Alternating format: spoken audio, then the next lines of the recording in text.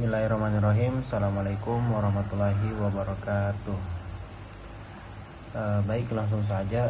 Perkenalkan, nama saya Muhammad Fauzi Anas dengan NIM 60 2001 24086 dari kelas B jurusan Teknik Informatika angkatan 2024. Baik, pada kesempatan kali ini izinkanlah saya menyampaikan rangkuman dari materi konsep dasar berorientasi objek untuk memenuhi tugas dari mata kuliah pemrograman berorientasi objek.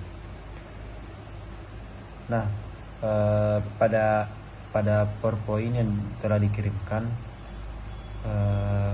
yang pertama itu ada perbandingan dan pemrograman terstruktur versus pemrograman berorientasi objek. Nah, sebelum masuk ke PBO, mari kita pahami dulu apa itu sebenarnya pemrograman terstruktur. Nah, dalam pemrograman terstruktur, program itu dibuat berdasarkan urutan instruksi logis seperti langkah-langkah kegiatan sehari-hari seperti bangun tidur, mandi, sarapan, lalu berangkat ke kampus. Nah, sedangkan kalau pemrograman berorientasi objek itu berfokus pada data dan objek. Di sini kita memodelkan setiap bagian program sebagai objek yang memiliki data, atribut, dan perilaku atau metode. Nah, adapun yang selanjutnya, mengapa kita harus menggunakan pentingnya menggunakan pemrograman berorientasi objek? Karena dalam dunia nyata software sering sulit dirawat karena maintainability yang rendah menurut Robert Elgas dari IEE Software. Biasanya 60% biaya pengembangan software dihabiskan untuk maintenance. Nah, dengan paradigma berbasis objek ini kita bisa membuat program yang lebih modular, fleksibel, dan mudah diperbaiki. Oleh karena itu PBO itu sangat digunakan dalam industri pengembangan aplikasi modern. Nah, adapun karakteristik utama dari PBO itu sendiri, yang pertama ada enkapsulasi. Apa sih enkapsulasi? Enkapsulasi adalah menyembunyikan detail data dan hanya menampilkan hal penting melalui interface, contohnya seperti handphone dan lain-lain. Adapun yang kedua yaitu inheritance atau pewarisan.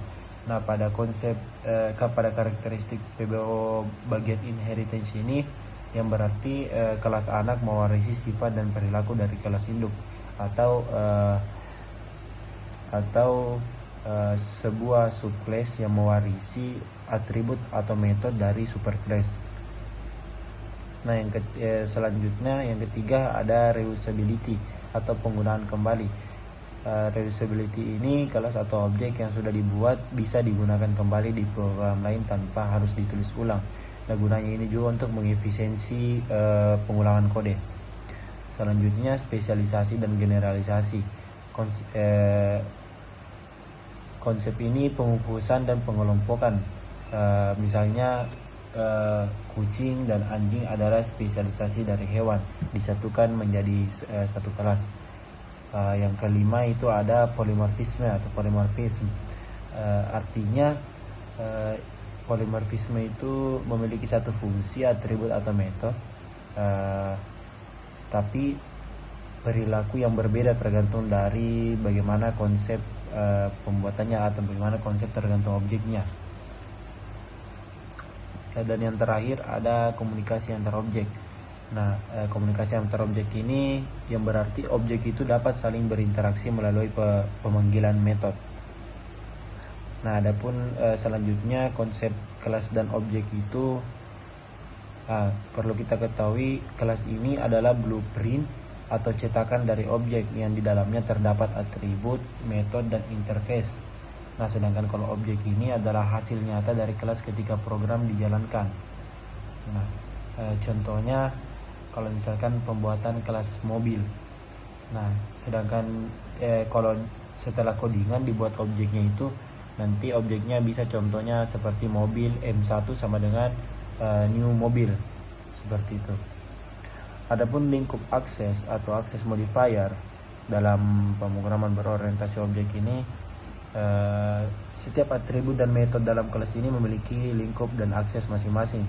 Ada 3 jenis, access modifier. Yang pertama ada privat, yang berarti hanya bisa diakses di dalam kelas itu sendiri. Yang kedua ada protected, bisa diakses oleh kelas turunan.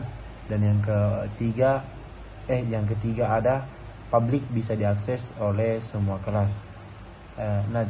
Access modifier ini sangat membantu dalam pengembangan pemrograman berorientasi objek. Jadi pemrograman berorientasi objek ini membantu kita menulis program yang lebih efisien, terstruktur, dan mudah dikembangkan. Nah, adapun ingat prinsip dasarnya, semua adalah objek dan objek itu memiliki data serta perilaku. Jangan lupa untuk terus belajar untuk mengenai pemrograman berorientasi objek ini, karena PBO ini atau OOP ini sangat penting dalam dunia IT. Mungkin cukup itu saja, kurang lebihnya mohon dimaafkan. Wassalamualaikum warahmatullahi wabarakatuh.